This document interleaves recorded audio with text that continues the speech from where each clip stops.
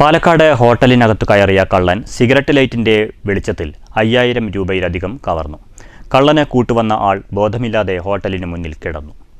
45 minute നേരം ചെലവഴിച്ച ഇരുവരും ആരുടെയും കണ്ണിൽപ്പെടാതെ മുങ്ങി. പാലക്കാട് യാക്കര ജംഗ്ഷനിലെ ഹോട്ടലിലാണ് മോഷണം നടന്നത്. തിങ്കളാഴ്ച രാത്രി 10 മണിക്ക് ഉടമ ആർ രമേശ് കടപൂട്ടി വീട്ടിലേക്ക് പോയ ശേഷമാണ് സംഭവം. ഹോട്ടലിന് മുന്നിലെത്തിയവരിൽ ഒരാൾ ഷട്ടറിന്റെ ചെറിയ വിടവിലൂടെ അകത്തേക്ക് കയറുകയായിരുന്നു. കൂടെ വന്നയാൾ പുറത്തുനിന്നു.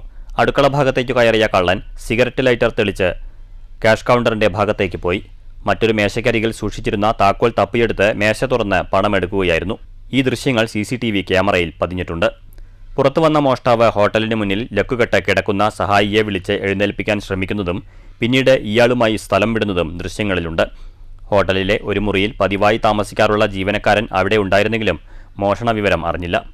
ചൊവ്വാഴ്ച കട തുറക്കാനെത്തിയപ്പോഴാണ് പണം നഷ്ടപ്പെട്ടത് അറിഞ്ഞതെന്നും മേശ തുറന്നു കിടക്കുന്ന നിലയിലായിരുന്നുവെന്നും രമേശ് പറഞ്ഞു.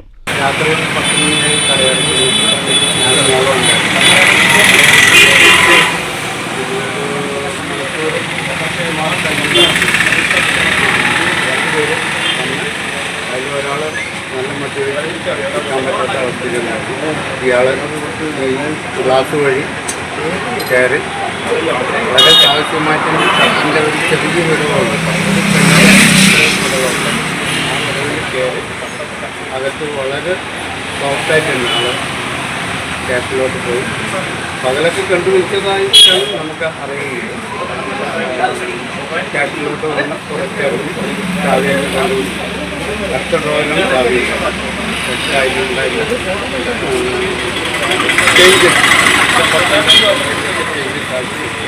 അതെടുക്കും.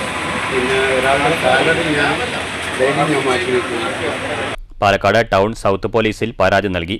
നഗരത്തിൽ രണ്ടാഴ്ചയ്ക്കിടെ 2ാം തവണയാണ് ഹോട്ടലിൽ കള്ളൻ കയറുന്നത്.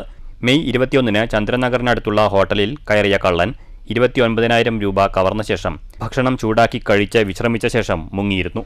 ഇയാളുടെ ദൃശ്യങ്ങളും CCTV ക്യാമറയിൽ പതിഞ്ഞിരുന്നെങ്കിലും പിടികൂടാനായിട്ടില്ല. News bureau, Palakkad.